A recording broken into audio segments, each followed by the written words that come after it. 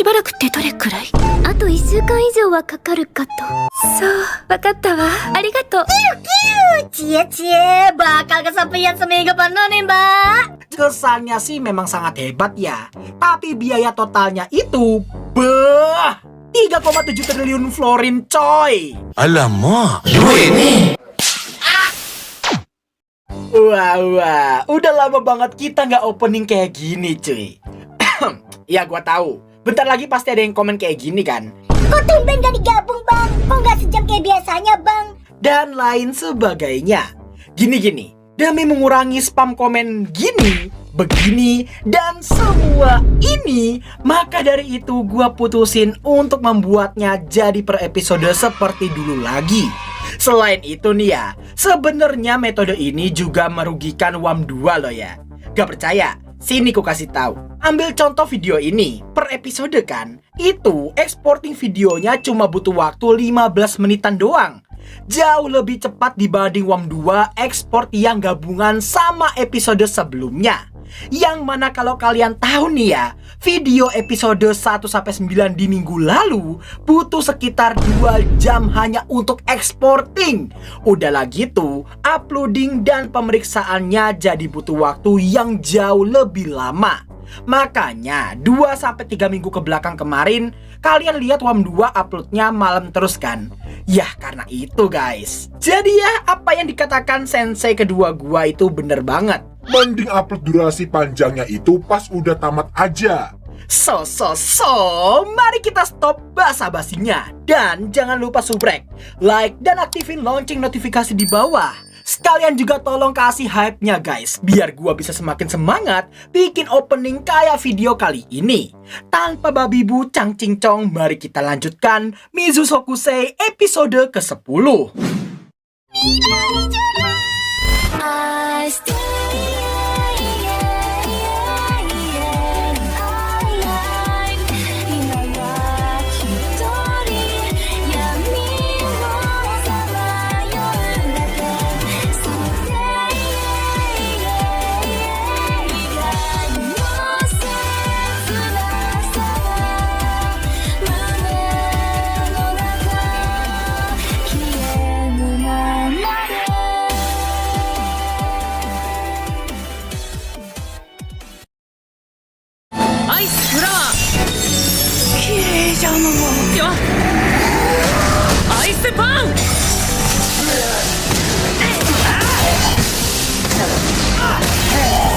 前回よりは上達していたが、及第点とはまだ言えぬ。明日より私と副長は皇帝陛下の命によりナイトレイ王国のウィットナッシュに出向く。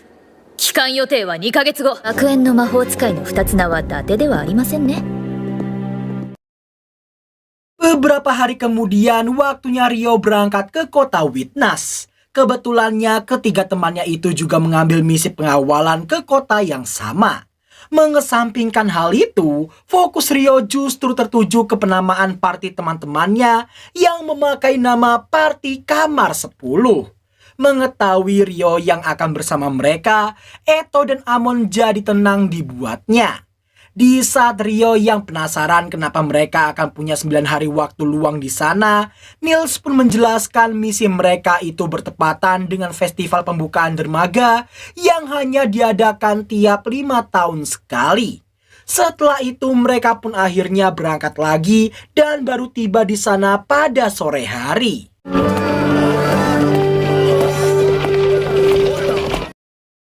Setibanya di penginapan, pemilik karavan memberitahu mereka bebas kemanapun selama 9 hari ke depan dan harus berkumpul lagi di hari ke-10 untuk kembali ke kota Lun. Gak pakai lama, Party Kamar 10 dan Ryo nampak langsung mendatangi beberapa kios makanan di sana. これはまさにフィッシュ&チップス。入ってて美味しいです。これがデビルフィッシュの足だなんて。お祭り最高。 Aduh, gue yang lagi ngetik aja sampai lapar. Sumpah, mana stok cemilan gue udah habis lagi. Di pagi harinya nampak wakil komandan divisi sihir Kekaisaran Debui yang diberitahu bawahannya ada sedikit kendala di pintu masuk. Setelah itu keduanya membicarakan satu topik sekalian untuk mengisi waktu luang. di mana pembahasan ini agak bahaya karena menyangkut urusan kekaisaran yang sepertinya punya tujuan lain dengan mengirimnya dan Komandan Fiona bersama-sama. Bukan dalam artian baik, melainkan karena Komandan Fiona yang sejatinya adalah putri bungsu yang lahir dengan bakat sihir dan berpedang yang sangat hebat. Hal itu membuatnya tidak kekurangan kasih sayang dari keluarganya. Itulah kenapa mungkin saja mereka tak ingin Fiona melihat kekejian yang akan terjadi selama mereka tidak ada. Adapun kekejian yang dimaksud ialah pembasmian terhadap para bangsawan pengkhianat di dalam parlemen.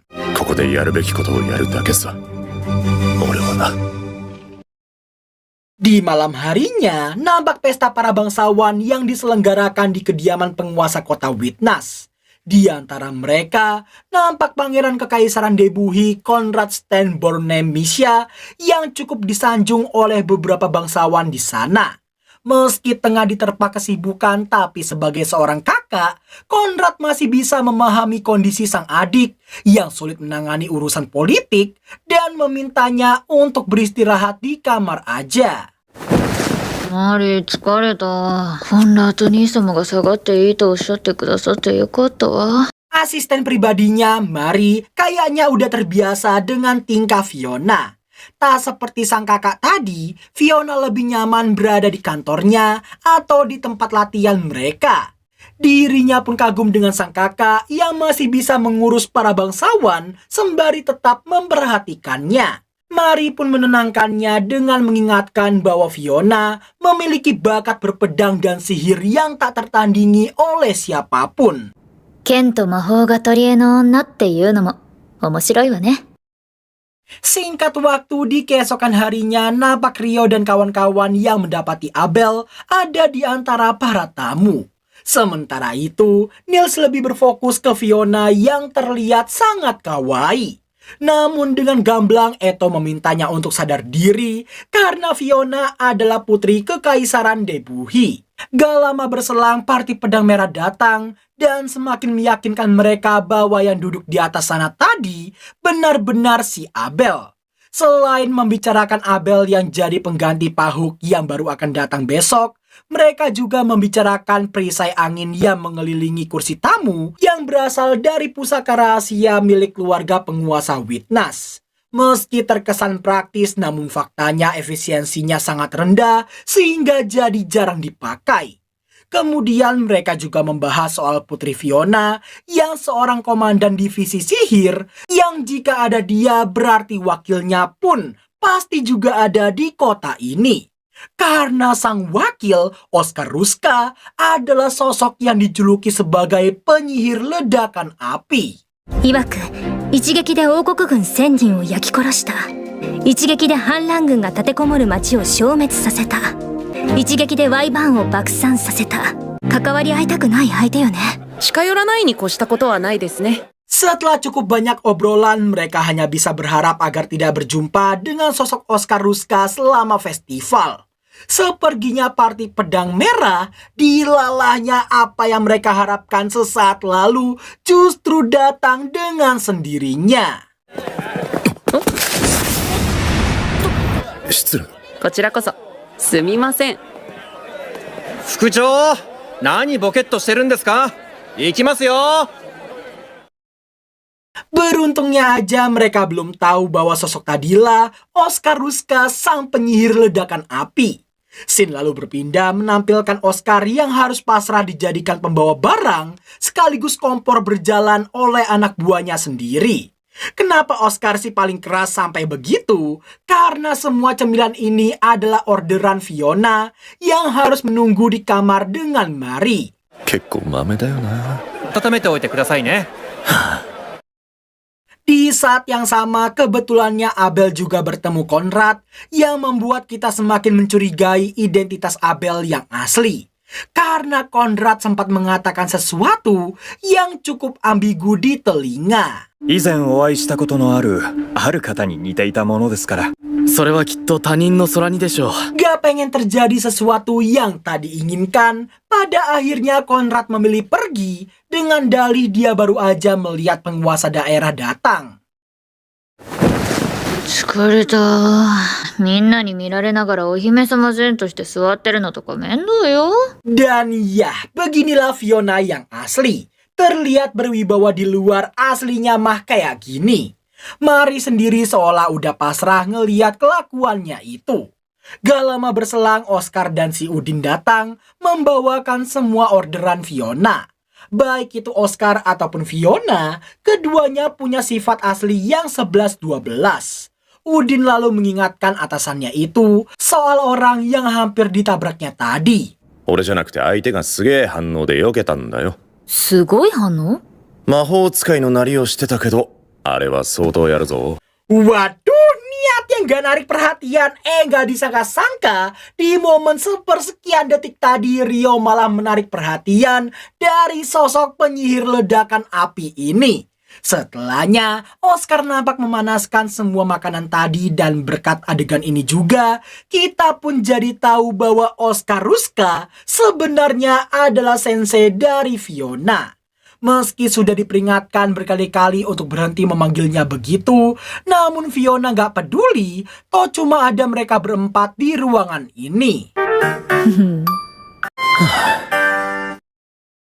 Besoknya nampak turnamen panah yang diadakan. Amon dan Eto sama-sama gagal, sedangkan Niels tak ingin mencobanya karena seumur hidupnya dia belum pernah memanah sama sekali.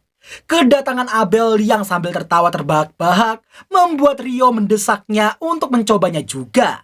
Tak punya pilihan lain, pada akhirnya Abel terpaksa menurutinya. Sampai akhirnya... Baru juga selesai memanah, tiba-tiba aja partinya datang dengan Lia yang terlihat paling marah padanya. Diam-diam Rin membisiki Rio dan juga Amon bahwasalnya Abel sebenarnya udah janji mau jalan-jalan berduaan dengan Lia, tapi si Abel malah ngelupain janjinya sendiri. Jana, Rio ni minna. Mata na. Sementara itu di kota Lun nampak Sera yang sedang mencari Rio di perpustakaan, kedai kare, kamar asramanya, bahkan sampai menanyakannya ke Nina. Setelah diberitahu Rio lagi ada misi, Sera pun berniat datang lagi besok.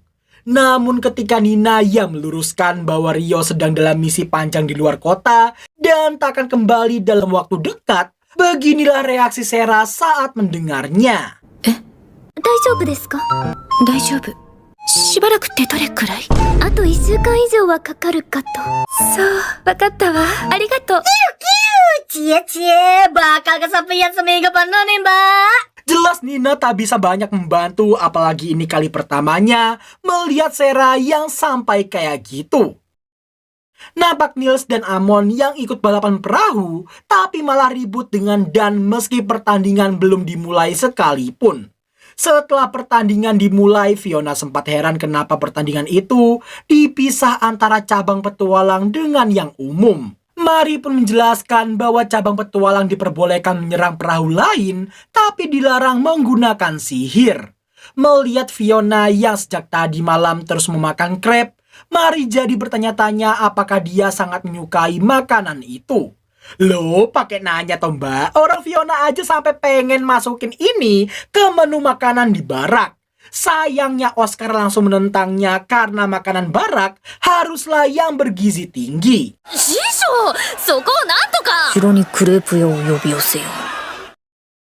Singkat waktu, nampak dua orang temolol yang malah beradu mekanik dengan cara yang sama temololnya. Setelah mematahkan dayung mereka sendiri bisa-bisanya beberapa meter sebelum mereka sampai ke garis finish, kedua badut ini malah berebut dayung partnernya mereka sendiri dan kembali beradu mekanik dengan temolol hingga membuat mereka kalah di pertandingan.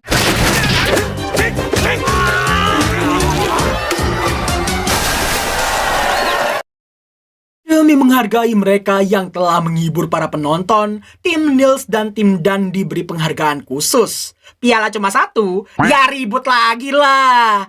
Dan akhirnya, tibalah waktunya peresmian kapal fenomenal yang dinamai Rain Shooter. Pahuk yang sudah sampai di Witness pun nampak menyapa Rio dan kawan-kawan.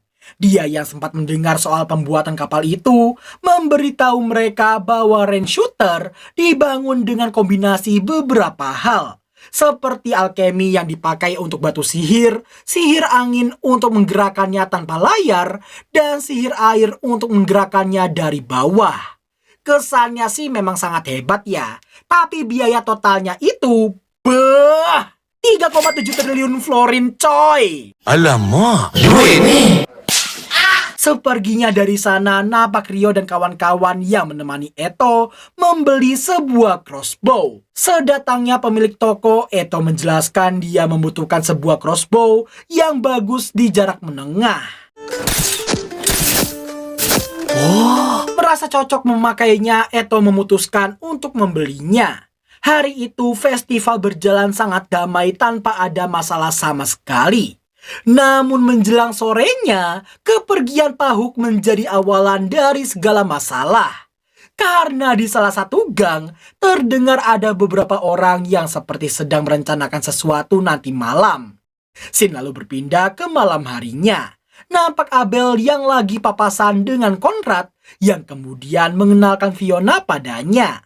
Seperginya kedua kakak beradik tadi, Abel sempat khawatir karena tidak membawa pedangnya yang biasa. Namun selama ada sihir angin Witness, seharusnya takkan ada masalah yang datang. Baru aja berharap begitu, dilalahnya kabel penghubung ke pusaka rahasia rusak yang mengakibatkan petugasnya tak bisa mengalirkan mana ke dalam sana. Lalu yang terjadi...